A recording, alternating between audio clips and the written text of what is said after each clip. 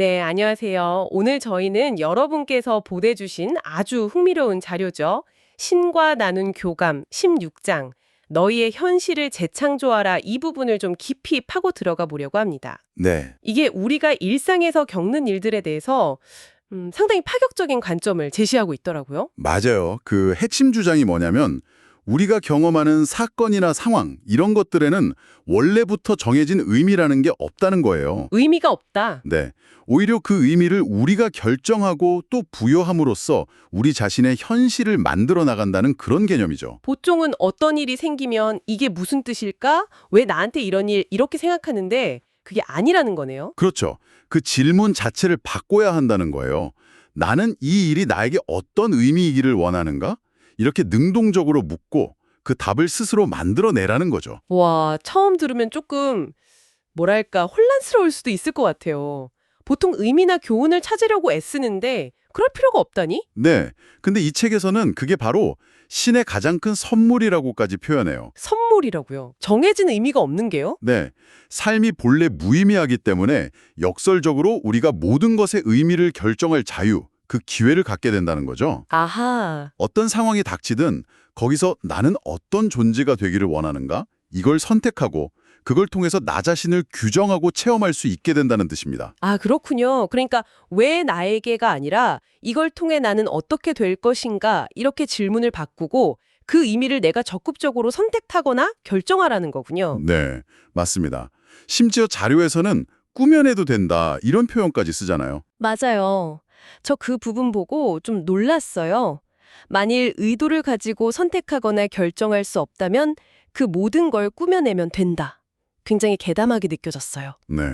구며낸다는 게 좀 강하게 들릴 수 있지만 핵심은 그 과정을 의식적으로 하라는 데 있는 것 같아요. 의식적으로요? 네. 우리는 어차피 뭐랄까 무의식적으로 계속 의미를 부여하고 이유를 만들고 있거든요. 안 좋은 일이 생기면 내가 뭘 잘못했나 보다라거나 운이 없어서 그래 하는 식으로요. 그렇죠. 흔히 그렇게 생각하죠. 이제 그런 무의식적인 과정을 우리가 자각하고 내가 진짜 원하는 방향으로 내 마음과 현실을 의식적으로 결정하고 만들어가라. 이런 촉구인 거죠. 이걸 자기창조 행위라고 부릅니다. 자기 창조. 그럼 이 자기 창조를 실제로 어떻게 할 수 있을까요? 좀 막연하게 들리기도 하는데 구체적인 방법 같은 게 있을까요? 그 자료에서 궁극진리 세 가지를 강조하던데요. 네, 정확합니다. 바로 그 세 가지 궁극 진리가 이 의식적인 창조 과정의 핵심 도구라고 할 수 있어요. 이 진리들을 받아들여야 삶의 여러 환상들을 제대로 다룰 수 있다고 하거든요. 아, 그 세 가지 진리가 뭔가요? 첫째는 내 세계의 어떤 것도 진짜가 아니다. 진짜가 아니다. 네. 둘째는 내가 뭔가에 부여하는 의미가 곧 그것의 의미다. 내가 부여하는 의미가 전부다. 그렇죠. 그리고 셋째는 내가 나라고 일컫는 것이 나이고 내 체험이라고 일컫는 것이 내 체험이다. 와, 첫 번째부터 상당히 뭐랄까 충격적인데요. 내 세계의 어떤 것도 진짜가 아니다. 우리가 지금 보고 느끼는 이 현실이 절대적인 게 아니라 약간 환상이나 우리가 만든 해석 같은 거라는 뜻인가요? 네. 그런 맥락으로 이해하시면 될 것 같아요. 절대적이고 객관적인 현실보다는 우리의 인식, 믿음, 그리고 우리가 부여한 의미로 구성된 현실을 경험한다는 거죠. 그렇군요. 그리고 이 세 가지 궁극 진리를 바탕으로 삶의 환상들을 이용해서 자신을 재창조하는 구체적인 3단계 과정을 제시해요. 3단계 과정이요? 네. 첫째는 환상을 환상으로 보는 거예요. 눈앞의 현실이 절대적인 실체가 아니라는 걸 인지하는 거죠. 아무리 진짜처럼 느껴져도요. 일단 그게 환상임을 알아차리는 거군요. 그렇죠. 둘째는 그것의 의미를 결정하는 겁니다. 두 번째 궁극 진리에 따라서 내가 원하는 의미를 의식적으로 부여하는 거죠. 내가 의미를 만든다. 네. 마지막 셋째는 자신을 새롭게 재창조하는 거예요. 그 상황과 관련해서 나는 어떤 존재가 될 것인가. 이건 선택하고 말과 행동으로 표현하고 실현해서 실제로 그런 존재가 되는 거죠. 알겠습니다. 환상이란 단어가 계속 나오는데 이걸 좀 더 구체적으로 이해하려면 책에 나온 예시들을 보는 게 좋겠네요. 첫 번째가 필요의 환상이었죠. 네. 우리가 뭔가 필요하다고 느끼는 것 자체가 환상일 수 있다니 이건 진짜 받아들이기가 어려운데요. 그렇죠. 특히 생존에 관련된 필요. 예를 들어 뭐 숨쉴 공기가 필요하다. 이런 거 너무 당연하게 느껴지잖아요. 네, 그렇죠. 당장 숨 막히는데 이건 환상이야 하긴 어렵죠. 맞아요. 그래서 자료에서도 필요가 두 가지 모습, 자신의 필요와 다른 사람의 필요로 나타난다고 해요. 자신의 필요, 특히 방금 말씀하신 생존 위협 상황에서는 즉각적으로 엄청난 두려움이 오죠. 이건 본능적인 반응처럼 보이고요. 네, 그럼 이런 상황조차 다르게 볼 수 있다는 건가요? 그렇다고 이야기합니다. 관점을 바꾸면 이 두려움도 다룰 수 있다고요. 물론 쉽지 않겠죠. 자료에서도 그런 상황에서 침착함을 유지하는 건 죽음이 없다는 걸 정말로 이해한 경지의 사람들이라고 해요. 아, 하지만 중요한 건 누구나 훈련을 통해 어느 정도는 거기에 가까워질 수 있다는 거예요. 역설적으로 그런 위기 상황에서 생존율을 높이는 건 공포가 아니라 침착함에서 나오는 이성적인 판단이거든요. 그 잠수부들 훈련하는 예시가 있었죠. 네, 맞아요. 핵심은 죽음조차 결국은 환상이다라는 더 큰 관점을 받아들일 때 모든 게 변할 수 있다는 가능성을 제시하는 거죠. 육체적인 아픔은 어떤가요? 몸이 아플 때 이거 환상이야 라고 하는 게 좀 공감하기 어려울 수도 있을 것 같은데요. 통증이 사라지는 것도 아니고요. 맞아요. 그래서 자료에서도 중요한 구분을 하죠. 아픔이랑 고통은 다르다고요. 아픔과 고통이 다르다. 네. 아픔은 신체 감각일 수 있지만 고통은 그 아픔에 대한 우리의 정신적인 반응 혹은 해석과 관련이 깊다는 거예요. 그래서 아픔 속에서도 행복하거나 평온할 수 있다는 거죠. 예를 들면요. 대표적인 예가 출산 경험이죠. 출산의 아픔은 극심할 수 있지만 그게 꼭 불행이나 고통으로만 경험되지는 않잖아요. 경이로움이나 기쁨과 함께 있을 수 있죠. 아, 그러네요. 아픔과 고통의 분리, 흥미로운데요. 그럼 아픔을 겪을 때 고통받지 않으려면 어떻게 해야 한다는 거죠? 여기서 중요한 전환점이 나와요. 바로 필요를 선어로 바꾸는 거예요. 필요를 선으로요. 네, 나는 아픔 없는 상태가 필요하다고 생각하면 아픔이 있을 때 당연히 고통스럽겠죠. 하지만 나는 아픔 없는 상태를 선호한다. 이렇게 관점을 바꾸면, 즉 그게 절대적인 조건이 아님을 받아들이면 그 경험에 대한 통제력을 더 갖게 된다는 거예요. 아, 그게 없어도 괜찮다는 마음의 여유가 생기는 걸까요? 그렇죠. 아픔이 있더라도 그게 내 존재 전체나 행복을 결정하는 유일한 요소가 아니게 되는 거죠.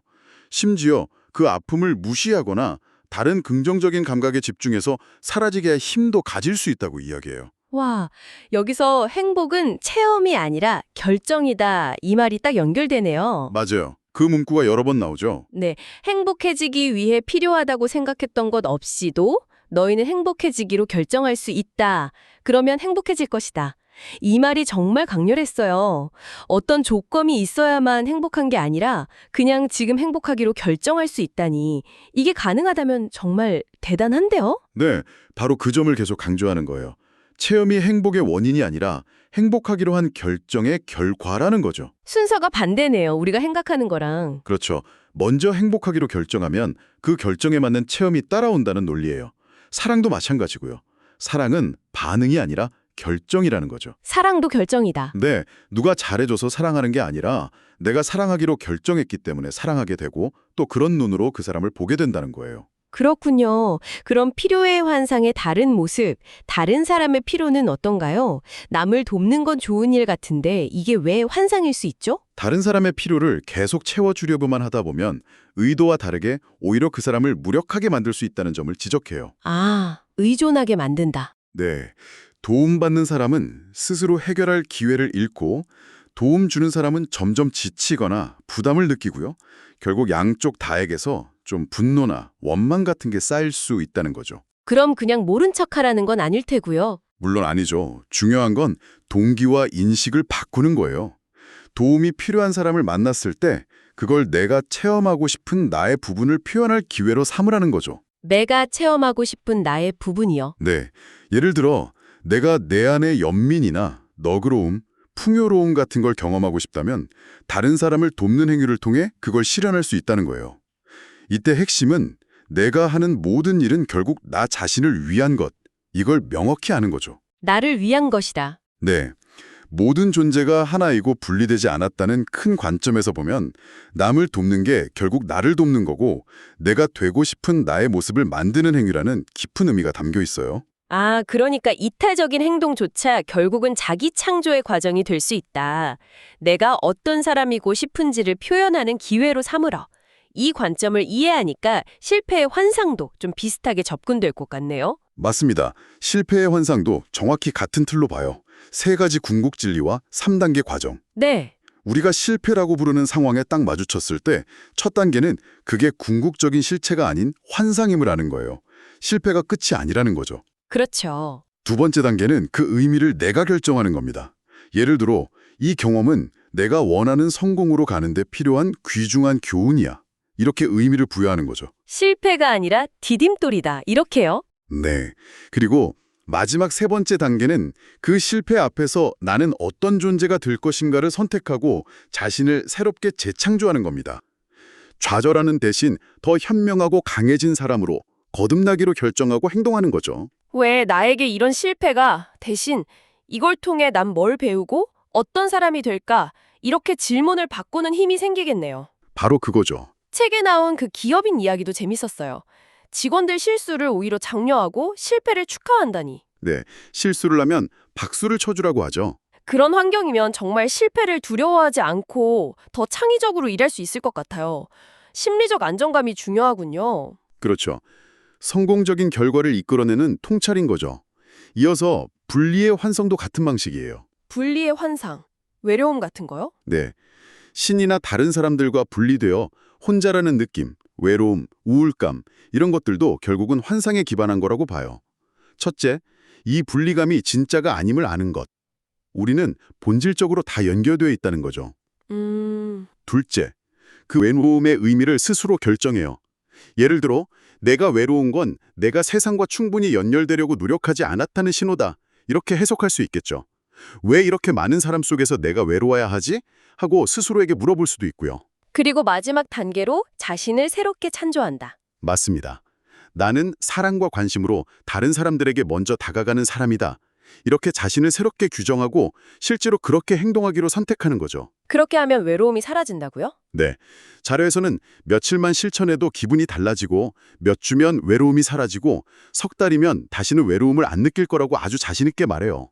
와, 심지어 물리적으로 고립된 상황, 교도소 독방 같은 곳에서도 내면의 창조주, 즉 신과의 깊은 교감을 통해 외부 상황과 상관없이 충만함을 느낄 수 있다고 해요. 신비가나 수행자들처럼요? 네.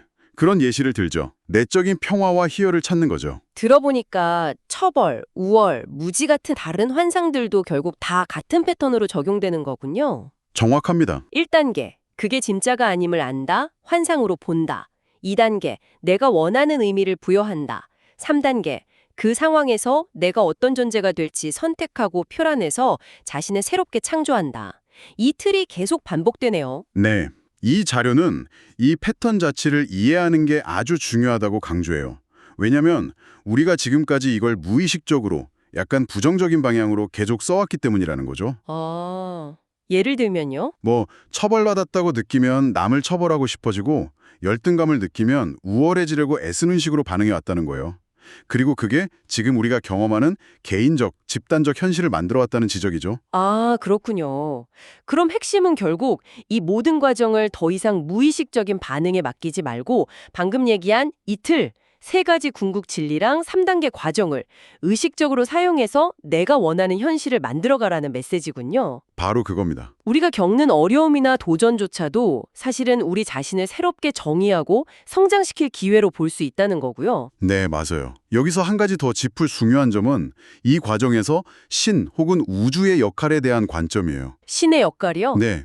이 자료에 따르면 신은 우리가 비는 소원을 들어주거나 거절하는 방식으로 현실에 개입하는 존재가 아니라고 해요.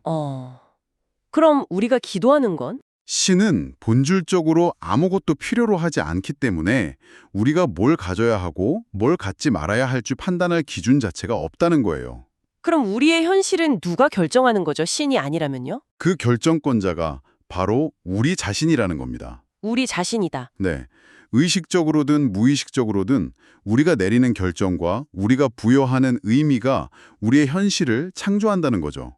지난 수천 년간 인류는 대부분 무의식적으로 두려움이나 부족함에 기반한 결정을 내려왔지만 이제는 이 세 가지 궁극 진리와 3단계 과정이라는 도구를 통해 의식적으로 사랑과 풍요에 기반한 현실을 선택하고 창조할 길이 열렸다는 거예요. 와, 우리가 우리 삶의 온전한 결정권자이자 창조자다. 정말 강력하고 희망적인 메시지네요. 그렇죠. 오늘 신과 나눈 교감의 한 장을 깊이 들여다보면서 와, 정말 우리가 세상을 보고 삶을 경험하는 방식에 대한 근본적인 전환 가능성을 본 것 같습니다. 네. 핵심을 다시 요약해보면 삶에서 일어나는 사건들 자체에는 원래 의미가 없고 우리가 그 의미를 어떻게 부여하느냐에 따라 현실이 창조된다는 것. 그렇죠. 그리고 내 세계는 진짜가 아니다. 내가 부여하는 의미가 곧 의미다. 내가 나라고 하는 것이 나다. 이 세 가지 궁극진리. 네. 그리고 환상을 환상으로 보고 의미를 결정하고 자신을 새롭게 재창조하는 이 3단계 과정을 통해 의식적으로 이건 해나갈 수 있다는 거였죠. 네, 맞습니다. 앞으로 살아가시면서 여러 감정들, 필요하다는 절박함, 실패했다는 좌절감, 분리되었다는 외로움 같은 것들, 즉 이 자료에서 말하는 환상들에 부딪힐 때 오늘 나눈 이야기들을 한번 떠올려 보시면 좋을 것 같아요.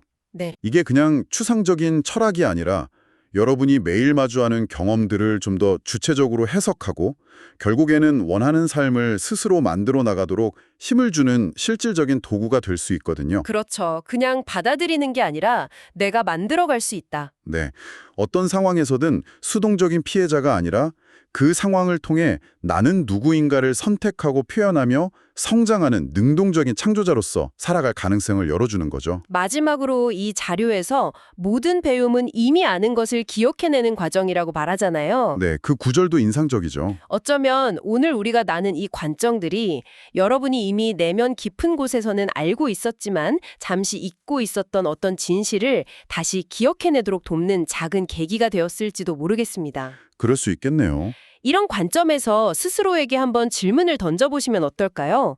나는 내 현실을 창조하는 힘에 대해 무엇을 이미 알고 있었을까? 이 질문을 잠시 마음에 품고 생각해 보시는 시간을 가져보시길 권하면서 오늘 이야기 마무리하겠습니다.